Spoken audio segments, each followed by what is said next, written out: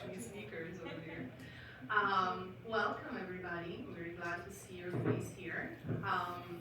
Now that we figured out all the technological adversities, we're ready. And it's my pleasure tonight to introduce Ejanga Jones-Joly, who is a writer born and raised in Madrid, Spain, whose parents are from Equatorial Guinea. And his parents come particularly from Dowi and Creole culture, who are slave descendants cultures. His first novel, Heredarás la Tierra, You Will Inherit the Land, is the translation, was published in 2015. And the plot of this is the memoirs of the main character, named after his author, Ejanga, struggling to find a better future in Spain, surrounded by misfortune. Racism, love, and familiar bonds are the main ingredients of this story. His second novel, published in 2018, El Diario de Marc, Marc's Diary, tackles the biracial relationships between Marc and his wife Mayra in Equatorial Guinea. And Geopolítica del Conflicto de Guinea Equatorial, Geopolitics of the Conflict of Equatorial Guinea, is his last work. Is an essay, so it's not a novel as the first two, but it's an essay published in 2020. This book analyzes the conflict among the ethnic groups in Equatorial Guinea, and it was published in editions, D1 editions, as I said, in 2020. I'm very, very excited to be here tonight and have this guest. He right now has a residency fellowship with the Ministerio de Cultura Español, so he's in Michigan for a month. And so I took this opportunity that we had him here in the United States, and I said, you should definitely come and meet my students and my colleagues and talk about your experience as an Afro-Spanish writer. And so here we are. So thank you to you all for being here tonight, and thank you, Ejanga, for being with us tonight. And please help me to welcome Ejanga with us.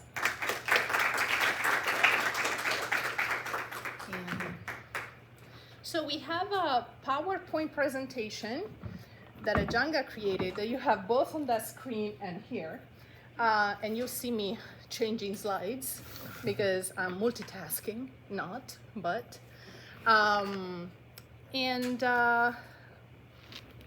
Ejanga, finally here. Yeah, thanks. The title of this presentation is Being Afro-Spanish, Identity Search Through Literary Creation. And we got the literary creation part because you're a writer, but I would ask you, who is your family, how did they get to Spain, and how was your childhood in Spain? One thing that I didn't mention is that Ejanga is gonna feel more comfortable speaking Spanish, so we're gonna kind of navigate this as it goes, and I will translate him. Básicamente te estoy preguntando que la creación literaria es una parte obvia porque sabemos que eres un escritor, pero me gustaría entender más sobre tu familia, cómo llegó a España y cómo fue tu infancia en España. Okay. First of all, thanks to everyone to be here. I'm very excited to stay in this university. I know a bit about the story of this university. So for me, it's very important to share with everyone what is my work, what I'm trying to do. So yeah, that's the main thing right now. So I'm gonna speak in Spanish. I feel more comfortable speaking in Spanish. Although his English is excellent, but... but I'm more fluent when I talk about my experiences about life and then my writing. So then, yo he nacido y he crecido en España en 1982, más o menos, en Madrid. En esta época, no, por así decirlo, la presencia de migrantes o de personas negras era algo bastante no era algo habitual, ¿no? Por lo tanto, el hecho de ser negro y mi experiencia de ser negro en España estaba siempre configurado al espacio personal y familiar. So basically, I was born in Madrid in 1982, and being black in Spain during that time was not really a thing. Was not something that you would see a lot in the street. So my reality was that I would see black people in my family, but then was not necessarily what was happening out there in the city where I lived. Yeah, so en este caso, a typical family in Spain. This is a typical family in Spain for me. So a typical family in Spain, I called this section like that because this was what a typical family in Spain looked like for me, although it was not necessarily what a typical family looked like in Spain. Entonces, mi experiencia de haber crecido y nacido en España, donde el hecho de ser negro para mí no era un debate, era por nacer en el lugar donde nací con mi familia, con mis seres queridos, y por lo tanto es algo que está completamente naturalizado, no era una cosa que tuviese que pensar, ¿no? So for me, being black in Spain was not something that I had to think about. It was just my natural world, my surroundings, and yet growing up was not like that. Entonces, mi familia, aparte de mis padres y mis hermanos, siempre teníamos momentos de reunión, momentos de fiesta. Los que veis aquí son mis padres en su boda. Estos son fiestas típicas que se suelen organizar por algún evento familiar, un bautizo. So we always had some family party, or this is a picture from my parents' wedding, and on the other side we see a baptism, a family party for a baptism. So in my reality, we had parties. I was surrounded by black people while I was growing up, and it was normal for me. Este soy yo en el colegio. This is me when I was little in school. Esta es mi hermana cuando la bautizaron. This is my sister when they baptized her. So, este es mi padre. Mi padre en particular tiene una historia interesante porque él se formó como pastor protestante. Mi familia tiene una tradición presbiteriana que viene de antiguos pastores que venían de Estados Unidos para formar a ecuatoguineanos en ese momento no existía Guinea Ecuatorial, pero formaron a mucha gente dentro del Golfo de Guinea, mucho de mi línea paterna, y mi padre se formó como pastor protestante presbiteriano. So here you see pictures of my dad. My dad was, his background is as pastor, Presbyterian pastor. Back then, a lot of pastors from the United States would go to Equatorial Guinea to form and educated these Presbyterian pastors. My father was one of them. Entonces, no solo eran las fiestas, también eran las asociaciones. Mi padre se formó como político en contra de la dictadura que había en Guinea Ecuatorial. Y aquí Also, podéis my dad ver... in Spain was involved politically. It was involved in several activities. He founded a cultural association, basically to fight against the dictatorship in Equatorial Guinea. So he was politically very active. So, lo que quiero decir es que dentro de lo que era la actividad, el conjunto de actividades que existían alrededor de mi familia era extenso, desde lo cultural, lo político y lo familiar, y que toda esa actividad siempre se configuraba un espacio privado, el cual nunca existía representación, por así decirlo, en medios de comunicación, en revistas. Lo negro, que para mí era una experiencia vital con todo este tipo de actividades, nunca estaba representado fuera al público en general. So why am I bringing this up, all these things up? Is because what I'm basically trying to say is that all this political activity, this visibility of our culture, our traditions, our political fights, our cultural fights were very present and very visible for me as a child because I saw my father doing that, my family getting involved in that, but not necessarily this was visible in the society we were living in. So not necessarily this was something known and visible in Madrid, where we lived. And despite the fact that it was taking place, that half of my family was involved in this, but there was no representation outside of my family. Then this is my father in Guinea. This is my grandma in Guinea also. Yeah. Este es mi papá en Guinea y mi abuela.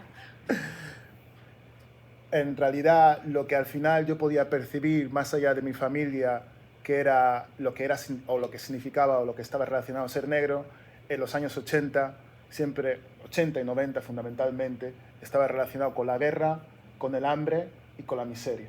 So basically, not only there was not representation of any cultural, political, or intellectual activity from the African population in Spain, but also, especially in the 80s and the 90s, the only representation that we got of Africa in the media especially and in pop culture was an image of misery, desperation, extreme poverty, and hunger. En esta situación, el problema es que cuando yo salía a la calle, cuando yo tenía que relacionarme en espacios públicos, como era el colegio, la visión que tenía la gente sobre mí estaba relacionado con algo que yo no entendía ni sabía qué era. La muerte, la desesperación en África y la miseria era algo que se explotaba constantemente.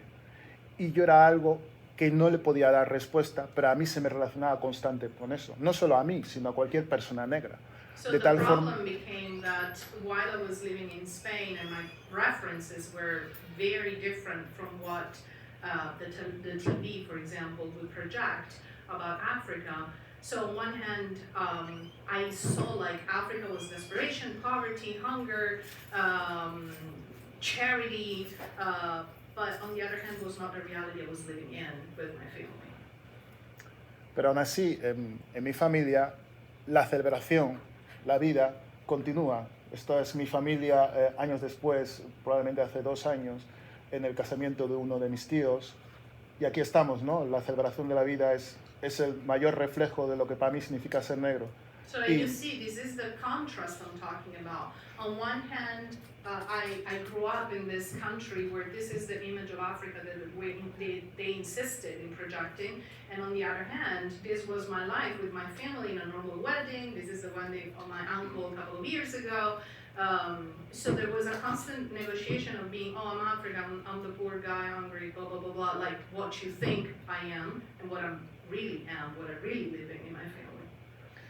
So, en este sentido, había un conflicto con el que constantemente me tenía que enfrentar por el hecho de alguna forma, hacer valer cuál es mi experiencia personal e íntima y lo que podría decir, lo que es la más media o lo que es el conocimiento exótico y, por así decirlo, negativo sobre África para desarrollarme y, sobre todo, para entender cuál es el valor que me antecede, entendido en el conocimiento de mis antepasados, de mi cultura y esa idea que siempre sobrevolaba sobre las personas de origen negro o africano, el que su incapacidad está siempre más o menos en entredicho, su negligencia, su violencia, su salvajismo y todo este tipo de cosas.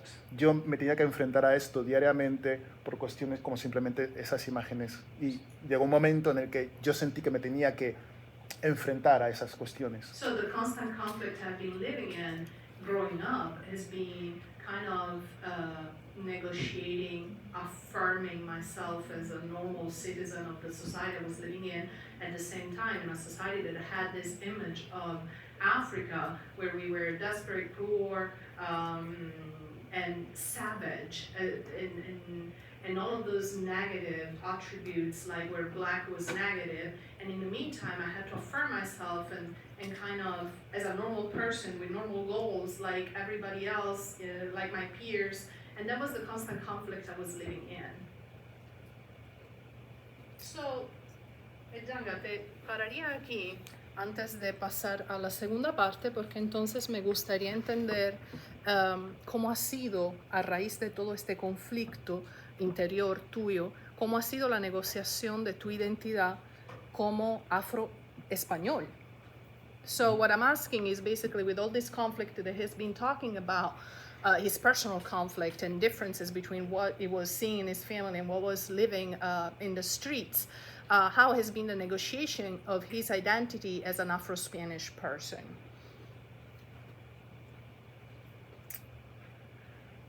So, fue bastante difícil dar una respuesta.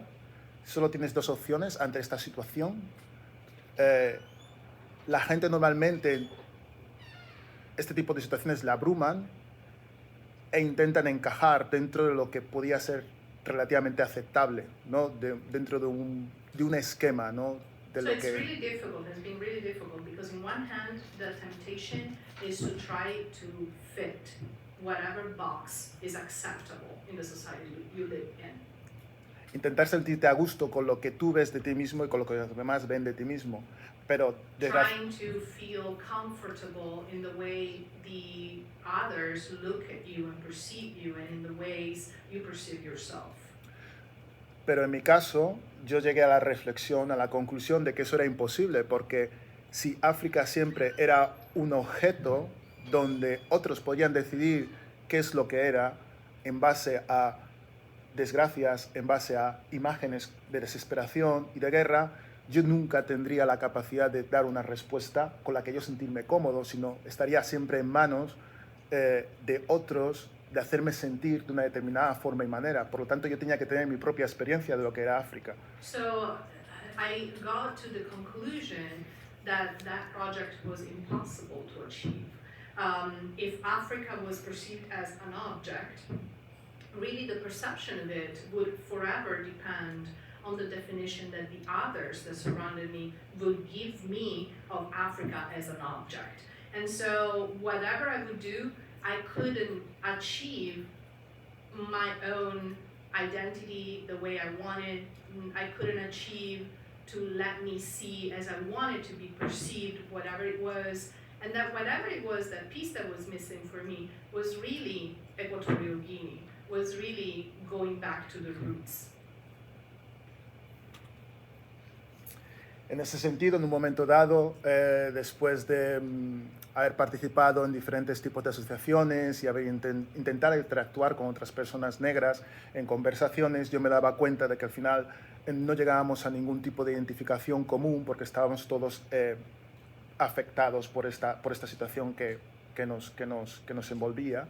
So I tried, for example, initially to connect with other Black people in Spain, but we couldn't really find a common ground because we all came from different realities and we all were dealing with the same perception of what Africa was. Entonces, en esa situación necesitaba contrastar y ver por mí mismo qué es lo que era Guinea, qué es lo que era África. Entonces, tomé la decisión... I really needed to see by myself what Equatorial Guinea was for me. Entonces, en ese sentido, viajé con 24 años, viajé yo solo, no conocía Guinea, no conocía África, de hecho fue mi primer viaje al extranjero, y me fui a vivir a Guinea Ecuatorial con 24 años. So when I was 24, I decided that I needed to go to Equatorial Guinea by myself for an extended period of time. I actually was my first trip abroad ever, and I decided that I needed to do that. En esa situación, cuando yo viajé a Guinea Ecuatorial, lo que me encontré fue sobre todo un país lleno de ausencias, motivado por la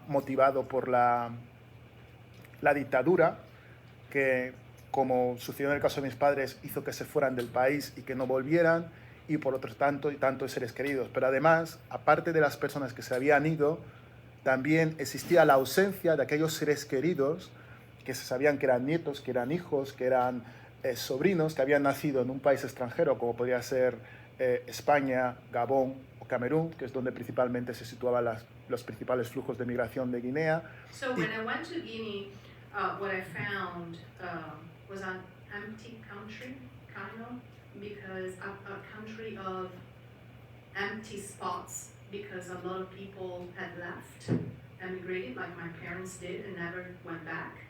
But especially I found people who were in Guinea waiting, especially for the second generation of family that never went to visit. And so I'm talking about nephews, grandchildren, everybody like himself that was born in Madrid and never went to the Equatorial Guinea until at that point.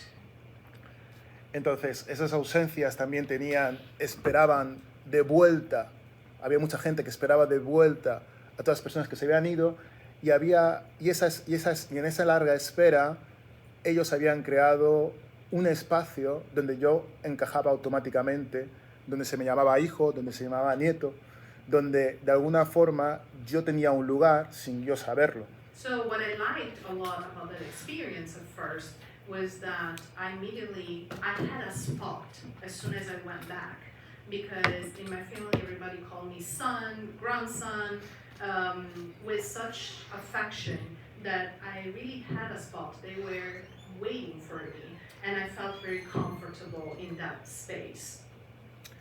En ese sentido, cuando yo estuve en Guinea, conecté especialmente con la parte más emocional, ¿no? Que tenía que ver con mi familia. I especially connected with the most emotional part that had to do with my own family. Con mis abuelas, especialmente mi abuela por parte de mi padre, que nunca vio a su hijo de vuelta. Especially with my grandmothers, and especially with my paternal grandmother, who never saw her child go back to Equatorial Guinea. Y yo en ese sentido, como tengo el mismo nombre africano que mi padre, pues soy como la representación de mi padre en Guinea, ¿no? And for her, I was a kind of representation of my dad in Guinea because I carry the same African name as my dad, Ejanga. Entonces, cuando me encontré con eso, me encontré con una situación de responsabilidad y en parte podría decir de deber, ¿no? De conectar con unos lazos que yo no sabía que existían y que estaban ahí y darles continuidad. I felt a duty, a sense of responsibilities of connect and maintain those connections. Entonces, esta conexión, ¿desde qué lugar se podía plantear? Podría plantearlo exclusivamente desde la cuestión emocional, pero también desde el contexto de Guinea Ecuatorial, las dificultades, entender cuál es mi lugar, qué es lo que puedo hacer, qué es lo que puedo aportar. So I had two choices: either remain within the emotional context of my family, or also kind of understand what could I do for Equatorial Guinea as a country. What would be my place in the country outside of my family? What kind of relationships and connection could I establish, not only within my family, but also with the country?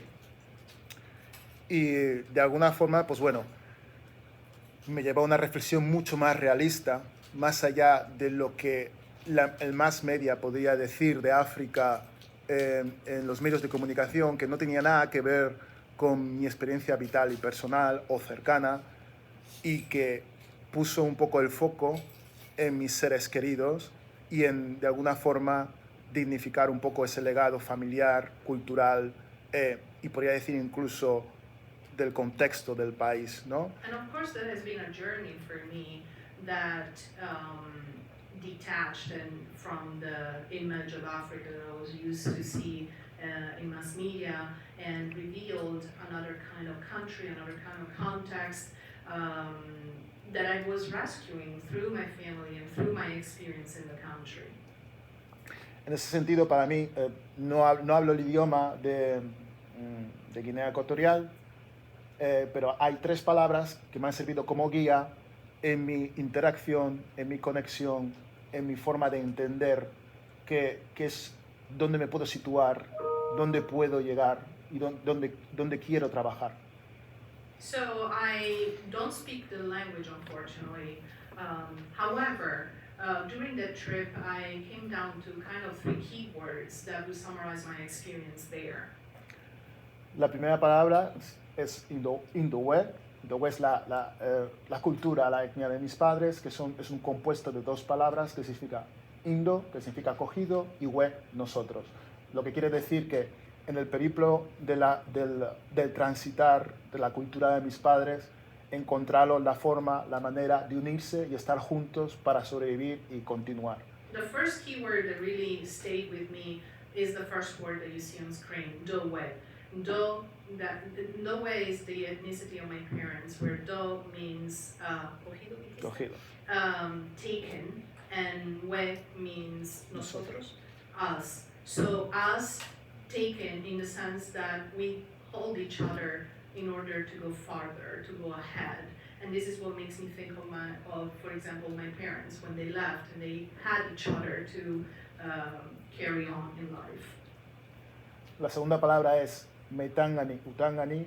El primero es el plural de, podría significar blancos, el segundo es blanco, pero en realidad no significa blanco. No hay un término racial en las lenguas autóctonas de Guinea Ecuatorial, en particular la indowe. Lo que viene a significar metangani, utangani es un compuesto de otras dos palabras, que es moto, persona, angani, ajeno.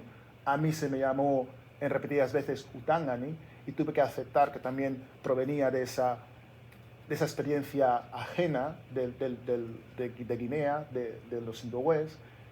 Y para que te reconozcan en Guinea, yo he aprendido que tienes que formar parte de la comunidad. So the second word is metangani, utangani, which would mean white, but in the local languages in Equatorial Guinea, there are not words that really define race. So those words kind of get associated to the two words moto angani, that literally means foreigner subject, so a stranger. And I have been called white in Equatorial Guinea. And I learned that in order to, which at first was not a pleasant experience, but I learned that in Equatorial Guinea, in order to be part of the society, you really have to be in it and live it. Otherwise, you are other than them. Y la tercera palabra es mayoca, que traducida al español significa dos cosas, jugar, bailar. Me di cuenta de que jugar y bailar en África no son dos cosas separadas. Jugar y bailar es la tradición, es la religión en sí misma, es la forma de conceptualizar la cosmogonía en la vida en su complejidad de forma amplia, y entiendo que mayoca, en el sentido de jugar, bailar, implica una recuperación de aquellos valores que han quedado denostados por la interacción colonial.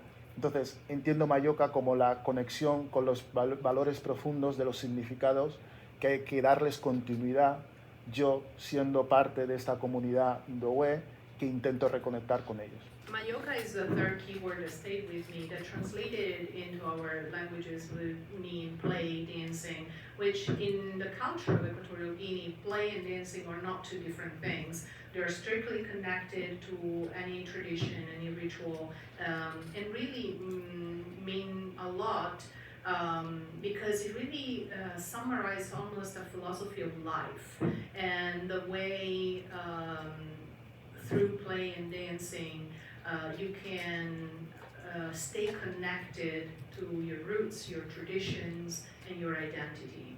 And so these were the three key words for me. So the next image over here is a tradition from Indowe people for males. This is initiation activity where you can see over here is something like you can identify because you are not initiated in that tradition. So this is the main thing like we must learn in Guinea in order to try to approach to the the meaning of these traditions. So this is just an example. This is an example of playing and dancing that really is an initiation and has to do with the recuperation and maintenance of the roots and the traditions and the beliefs of our culture. Y entonces, Janga, te pregunto, my script, con todas esas experiencias que has estado compartiendo con nosotros, tanto en España como en Guinea Ecuatorial, ¿qué significa después de todo esto? Porque nos hablaste de lo que significaba cuando creciendo y después de este viaje, de esta experiencia, te pregunto hoy en día, ¿qué significa para ti ser negro? So what I'm asking him is, with all these experiences that he has been sharing with us, both in Spain growing up and then after his trip to Equatorial Guinea, what does it mean for him right now to be black?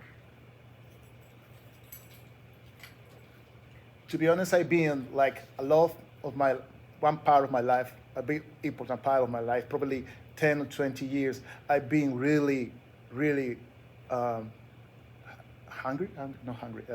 enfadado. Angry. Angry, yeah. I was angry. So for half of my life I've been black, the other half I've been angry. Yeah. So the idea is like, I didn't feel recognized as a Spanish because I'm black. I feel a lot of things like people looking at me like something weird or insult me in the streets. I feel aggressions in the streets because I'm black in Spain. So most of my life, I could say 20 years of my life, I've been feel like it's something wrong to be here in this country with these people. It was a part of my life where I could look at the white people like something like I don't want to stay with them. I've been with in a situation like I don't want to have a white female partner even. So, but after years I changed my perception of all these kind of things because it's like I was getting all the pain the people have gave me, and I take that pain like doing that pain my pain. So in parentheses, you hear him speaking Spanish, you close your eyes and he has he's Spanish. He has a perfect Spanish accent. So it is totally from there when you hear him speaking. So it's kind of a contrast for me when I hear that. Entonces, yo me quedé con ese dolor. Yo hice de ese dolor una parte de mí para identificarme con los demás. Durante mucho tiempo me he estado identificando con lo que me duele. So for a long time I was identified with what most affected me. And then at some point I owned that pain. And I wanted to use that pain to make my own identity and identify with people like me. He creído y he buscado que la identidad como una persona negra era un lugar seguro donde no sentir dolor, donde sentirme reconocido por otras personas y donde no sentir rechazo. Basically, my plan was to find a space where I could feel black, be black in a safe space, where I could have a platform where I could be black safely. Pero creo que eso no es verdad. Creo que intentar buscar un lugar seguro cuando te sientes dolido e identificarse con algo que te hace creer que nunca vas a sentir el rechazo es una ilusión. But I think that doesn't work out because trying to identify with what it's painful and dijiste reconocerme, repíteme la última parte. A reconocerme en un lugar donde pienso que nadie me va a hacer daño. Oh, and also kind of believe that I'm going to create a space where nobody's going to hurt me. That is just an illusion. It's not possible. Entonces, siempre he creído que ese lugar era algo relacionado con el hecho de ser negro, con mis raíces, pero no es verdad. I thought that space was related to the fact that I was black and my origin, but that's not true. He aprendido a superar el rechazo de la gente, el miedo y la podría decir, ignorancia, intentando llenar todo eso con el amor y con la creatividad, enfocándome en mis seres queridos, en esa continuidad de esos lazos que encontré. I understood that love was a place where I could find that answer. and my connections to to what I loved, to the family I loved, and creativity was the answer to kind of overcome ignorance and hatred and racism. Encontré rechazo en ambos lados. Quiero decir, cuando fui a Guinea, encontré rechazo porque me intentaban hacer sentir que yo no era parte de ahí. Encontré rechazo en España y al final entendí que el lugar legítimo donde yo podía de alguna forma conciliarlo todo era mi creatividad. So, funny fact, I was refused and rejected in Spain because I was a black man, although I'm Spanish. But I was also rejected in Equatorial Guinea because I was a white European. So as a matter of fact, I was rejected in my two worlds, and I understood that only through my creative production I could find that safe space, that platform. Creo que la creatividad es la mejor manera de resolver los conflictos, porque la creatividad no se basa estrictamente en una identificación, se basa en lo que te une con el resto, con los demás, con tu entorno. I believe that creativity is the answer because creativity has the power to connect you with others. Y en ese sentido, yo cuando intentaba conectar en concreto con mis seres queridos, con una situación como era la Guinea Ecuatorial, con una situación como es la de España y saber que tengo discrepancias con dónde vengo, si soy de aquí o si soy de allá, y ponerlas encima de la mesa y responderlas, de alguna forma me ayudaría y podría también ayudar a otros, ¿no? And I understood that all my questions, like am I from here, am I from there, could literally be answered through creativity, and those answers could be useful for others. Nunca pensé en ser escritor. I never thought about being a writer, to be honest with you. La escritura llegó a mí por necesidad y hubo un momento dado Creative writing arrived to me as a necessity. y todas esas experiencias brotaron de mí en un momento muy complicado de mi vida. I was in a very complex moment of my life, and at some point it just exploded, and I needed to do it. Entonces, no puedo decir que en un principio quisiera ser escritor y quisiera hablar de estas cosas, sino So que I cannot tell you that, oh, I always dreamt about being a writer, and this was my dream. No. así que en un momento dado empecé a escribir y hice mi primer libro. And so I started writing, and I published in 2015 my first novel, Heredarás la Tierra, You Will Inherit the Land. Publiqué mi segundo libro, El Diario de Mar, también, esto fue en 2018. I published my second novel, El Diario de Mark's Diary, in 2018.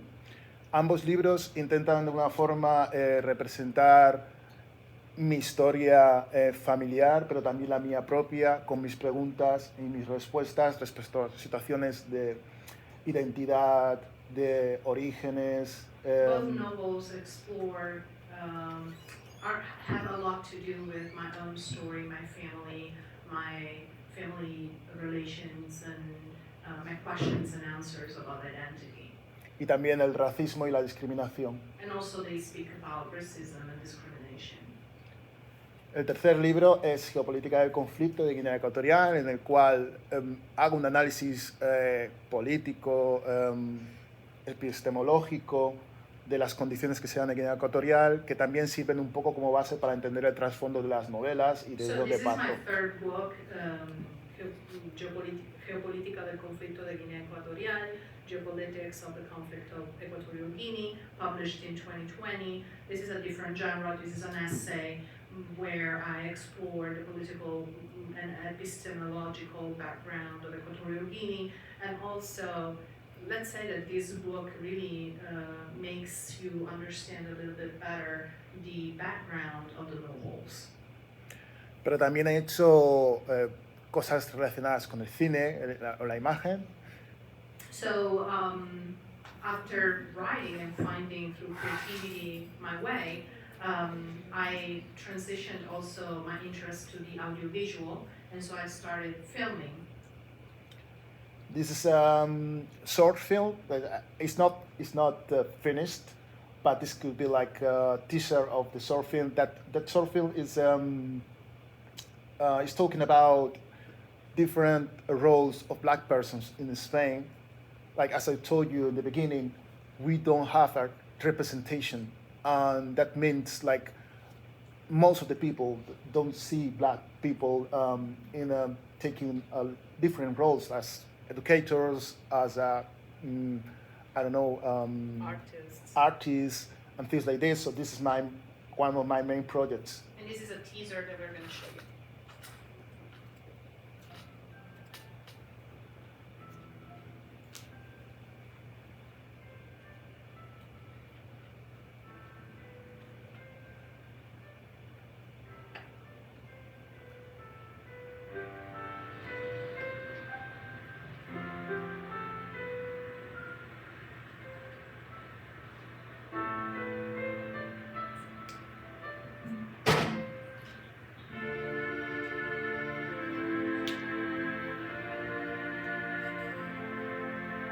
Madrid, Valencia, Barcelona, los niños del cole, el autobús de las 7, el trabajo que siempre mata, el metro y las prisas, el cielo azul, la esquina de la calle Antonio Tupio, mi vecino del cuarto y el portero, que siempre se me queda mirando. No se da cuenta, pero siempre me mira. Estudiar, mis libros, exámenes, alumnos, profesores, el café de las 10, los exámenes de cuarto de la ESO, los pares de Miguel, mi esfuerzo, mi dedicación, crear, dar vida, leer qué sucedió. Alguien nos mira. ¿Nos miran? ¿Importa? No importa. ¿No importa? No, no importa. La clase de matemáticas, la historia de España, la guerra y la lucha la lucha, el esfuerzo, tener que esforzarme por, tener que sudar por, tener que defenderme de una y otra vez. ¿Saben qué? ¿Quién sabe lo que me cuesta? ¿Quién sabe lo que me cuesta estar? ¿Quién sabe lo que me cuesta ser?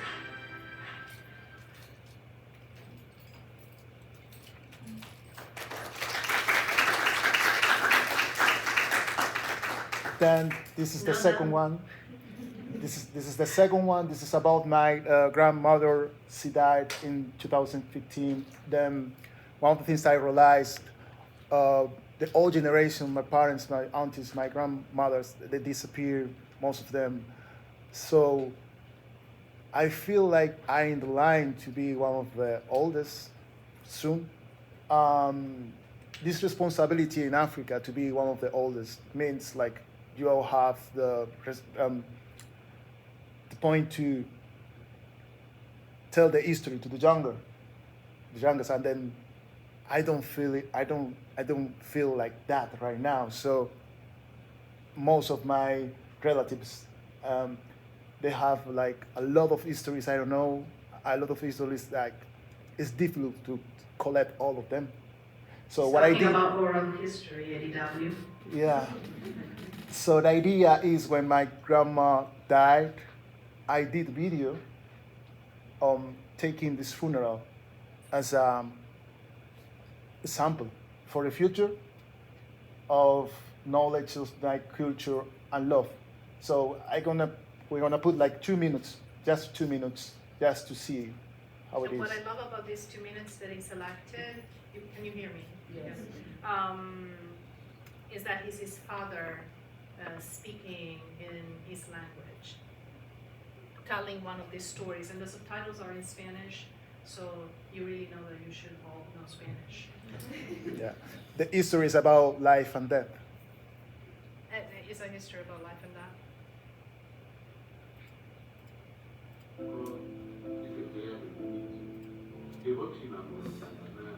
Y no hay cabo de vida.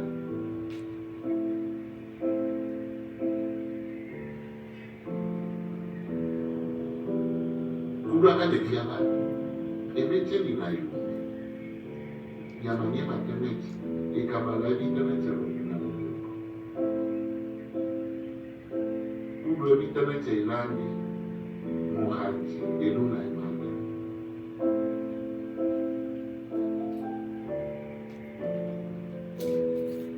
Robo vita me echó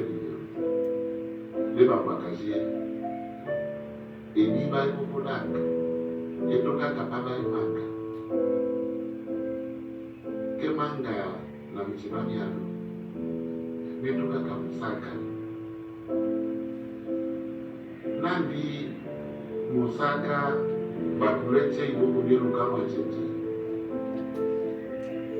mubalika kabili beto bakaindo amanga beto kakaluka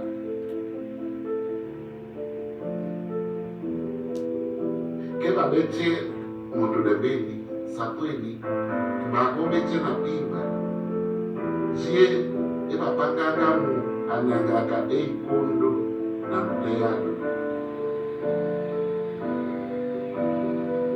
yaka inyeruchi namani tataka milandi na vyamala na roho ketego na susanya kulu yejepi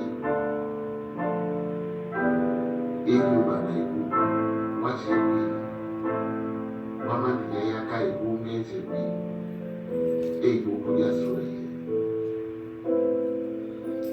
ibaki wetemo nekusura kajuka yabukilea yokabeni yepanga epimba eume ebeni njino byapiro na rego byamiwewe. And we thought it was very nice to finish with his dad's speaking the language. Thank you very much, Ejanga. Gracias, mil gracias. Yes, again.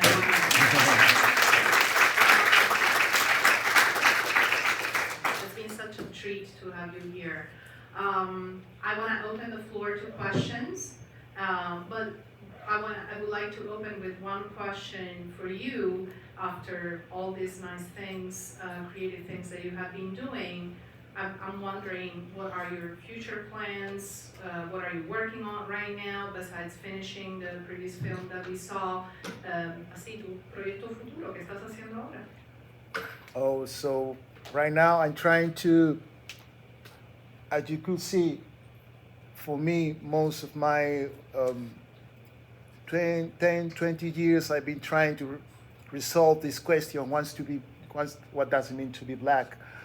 Then now I don't feel like I have the need to solve these questions, because in some way I feel like different in a point, like I got a lot of experiences, and now I want to expand myself. I want to see what it is outside. So in this point for me, I try to triangulate from Spain, Equatorial Guinea, and then America Latina, Latin America, because I think there is a gap of knowledge. There is a gap of probably disconnection, because Latin America, most of the Afro-Spanish Afro speakers in Latin America didn't know too much about, they are not real too much connected to Africa, because most of Africa is French, English speakers, and also Portuguese. So there is a disconnection with the Spanish-speaking Afro diaspora. Yeah, and then I would like to reconnect between Spain, Guinea, and then America, Latin America. And then we have we're trying to find each other, and then trying to speak about experiences, because I think most of the experiences are really connected. ¿Y cómo estás haciendo esto? ¿En qué proyectos estás trabajando? How are you doing this, and what projects are you I'm working on a new novel, Afrofuturistic novel, that I hope it could be published this year or the next one. And this Afrofuturistic novel tackles this problem with the technology, and also the tradition, and also the knowledge, African knowledge, how African knowledge could bring us to a different future. And also, I'm still working in Negro sobre Blanco, The movie that we saw, the teaser that we saw. Yeah. This year I've been in a film festival. I was finalist. I didn't win, so I'm still trying to collect money in order to finish my film. And that's all mainly. I mean, that's a lot. So, aquí va el bolo. Aquí va bolo. Aquí va el bolo. That means thanks so much. Any other question that we have for our guest? Alex. Yes. Dr. Pierre. Thank you so much, for your presence and sharing with us. I teach African, ADW is what ADW. Que enseña diáspora africana. In the world, you are a griot. You said you were not born a writer, but you are a griot. And what's interesting is that you're dealing with the oral, but also the written. And I'm looking at your film. The way you approach it is just, it's poetry. This is really great. So thank you so much. My question is your work, are your books translated? Oh, no. Not yet. Not yet, yeah. Not yet is the answer. Not yet. Okay. Hopefully, soon. No, don't look at me. You take care of the French. Here we go. I cannot take care of the Spanish. I'm already in Spanish. Someone has to take care in English. Did you have a question? I do have a question. Kiana. Yes, my name is Kiana Waters. I'm class of 2017. Brilliant student. Thank you first for being here and for sharing so openly your story. That's one of the things I love about these opportunities that Dr. Maleche coordinates here is that we get to hear from people that are even across oceans. And so my question for you is with the project that you just described, trying to connect Black people in Latin America, in Equatorial Guinea, and Spain, have the people that you've connected with or worked with so far, do they seem to be open to the same idea of, or even recognize the connection between all those three areas? Do they seem open to that sort? Do they find that sort of same identity even across waters? So what I seen is I've been traveling, I cannot say a lot, but my main focus was in African people around the world. So the first country I was Equatorial Guinea, I was in Senegal, I was in Cuba, I was in Puerto Rico too, I was in UK, and then I found many problems that are common. I didn't expect that in UK Black people could be fight each other.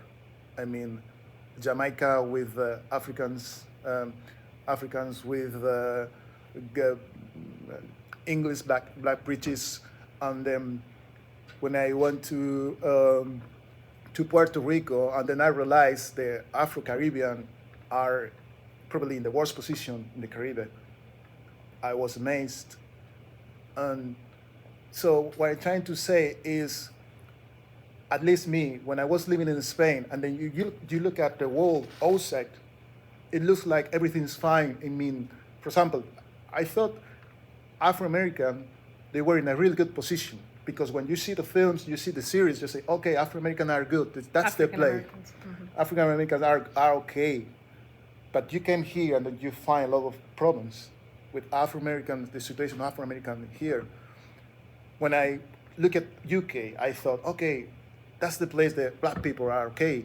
You go to UK and then it's not. If you go to Caribbean, it's not.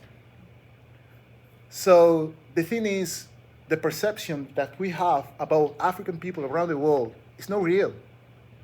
We should go and then check on the ground and then see what is happening. And then many of the problems we have are common.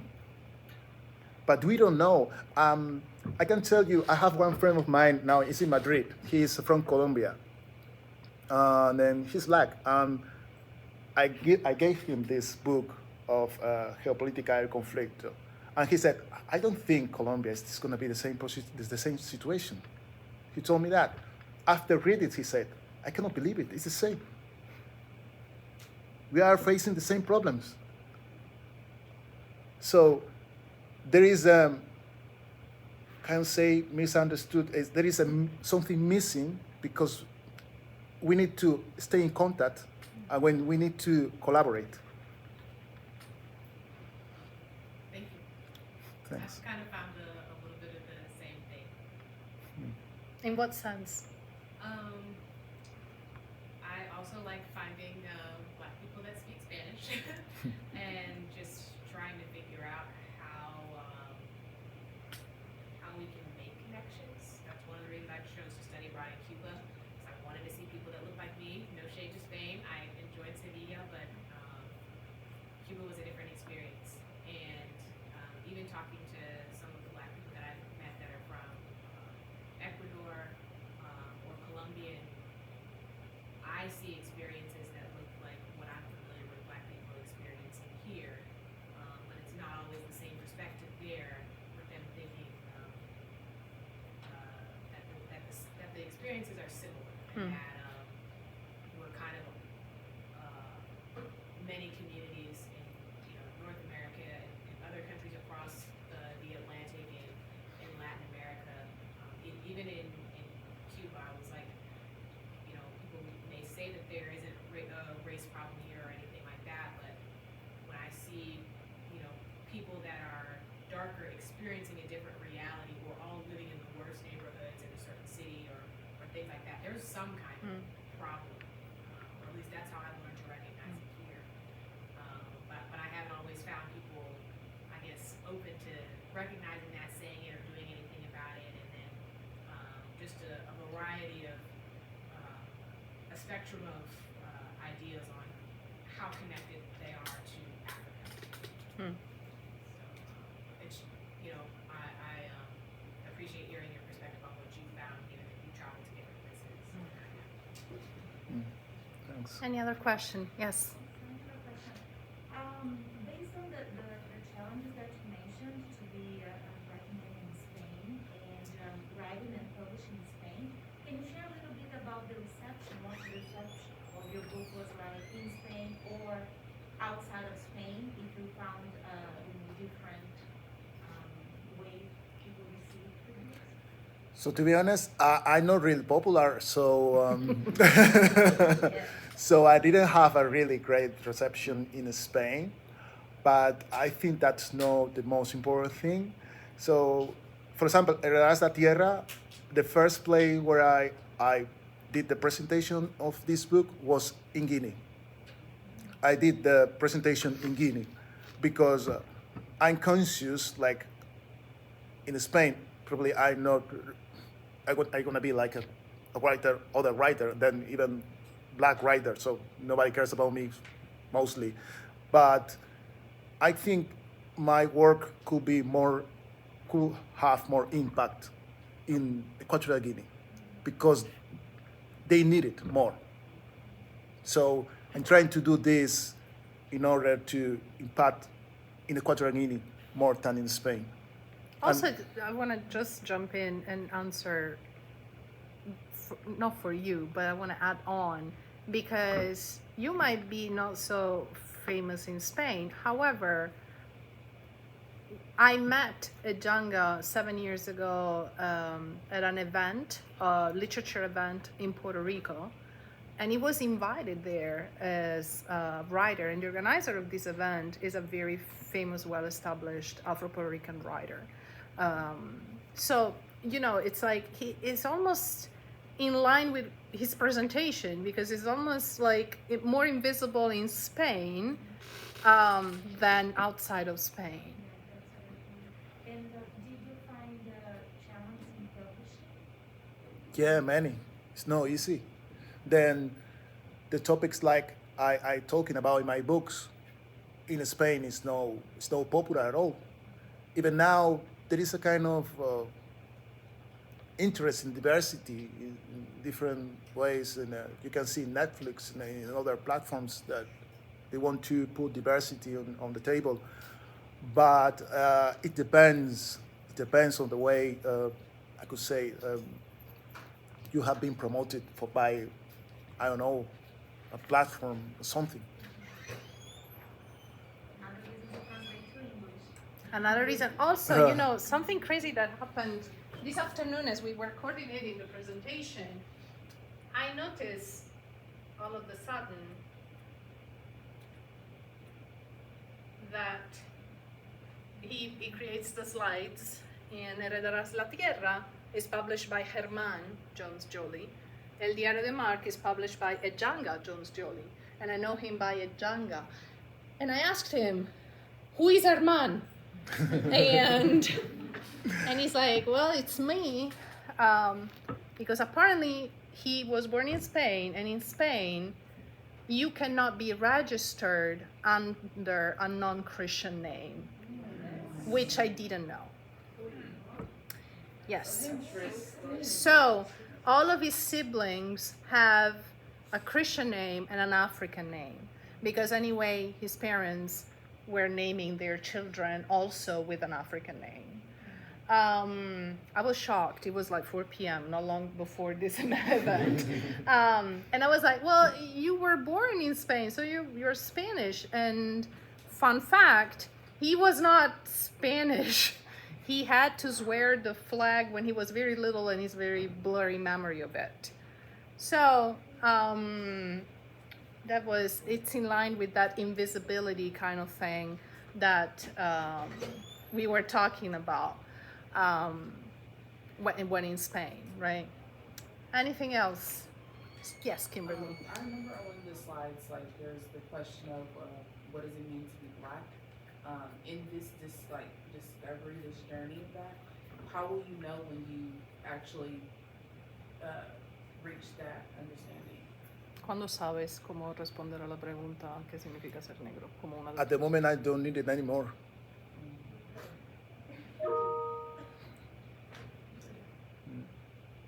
Yeah, I don't know if you want, I could say Sí, more. elabora. Yo quiero. So yeah, there is a point like I trying to get as much as possible to feel like a Black person. I mean, I've been socialized like other kids. That means I've been socialized as white kids, because most of the kids in Spain, they were whites at the time I was in the school. So when I grew up, then I realized like, okay, I'm Black, my friends are white. Then most of the people, when they look at you, okay, do you know how to dance? Do you know you are good in sports? You know, and say, okay, I don't know. And other things.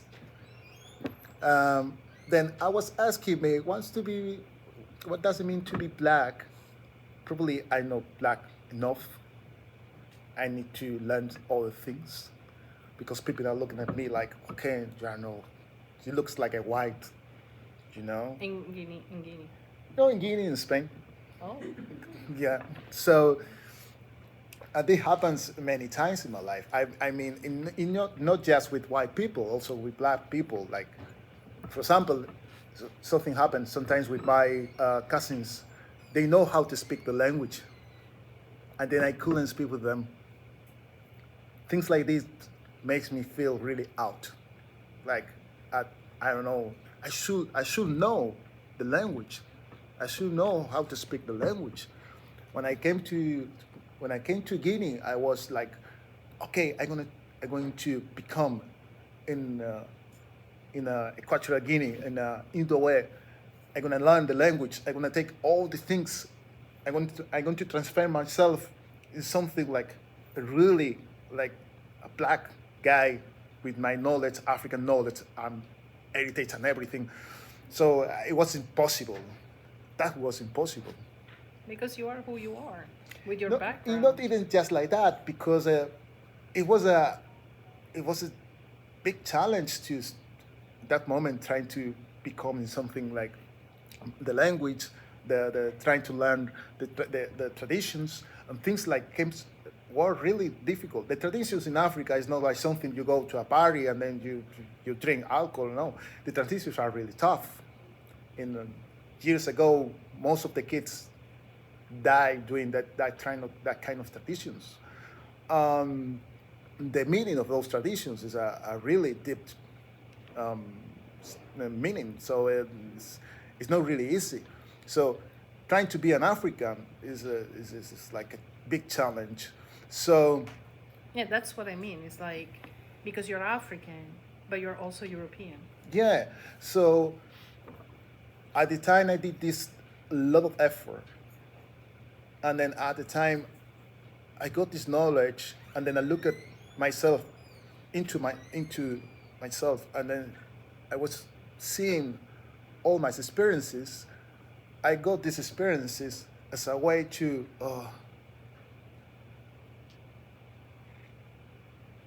create these books to connect to everyone.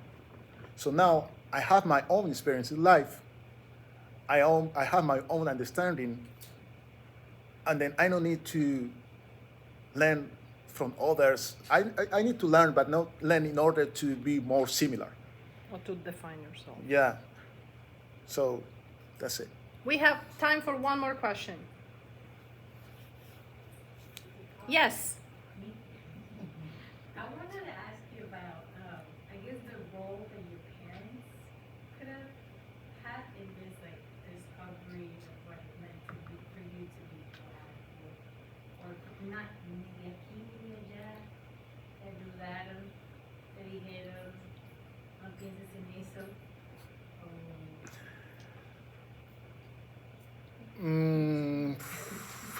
It was a tough lesson in my life. I wanna tell something like could be a little bit tricky. I was born in Spain, so at the time I was born in Spain, colonization was something like from other, like something In the past. from the past. Yeah. My parents, to be honest, I want to say this like they feel really happy at the time they were living in the colony. They criticize the colony, but they feel really happy there in that situation. I couldn't understand why, because when I'm trying to speak with them, it's like, okay, you cannot love that kind of situation. That situation is like the way the whites came there and then trying to use people as animals, as things. Colonization means death. But I could understand they were happy. And their memories in that period, probably the most the happiest memories they have is from that period. I've been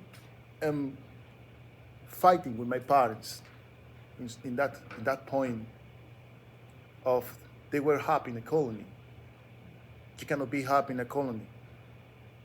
And So there was their a not turning point, like no, yeah, you couldn't dialogue. but at the end, after years, I realized like, yeah, I should accept it. Because there is a point in between black people, it's like what Malcolm has said is the Negro from the field and Negro from the house. You have this comparison. This two is like if you are not against with the how you call it? the master, you are like stupid. And then this point in this to stay in this opposite position is always trying to. It's difficult sometimes because sometimes there are situations like I'm in the middle, trying to understand. They came from a difficult period. They came from a different period, and then sometimes we should try to see love before these kind of situations, ideology and politics. All right, we could keep going and going, but it's dinner time. So Thank you so much, everybody, for being here. Thank you so much for being here.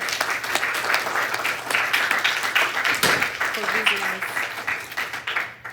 And I'll see you all around.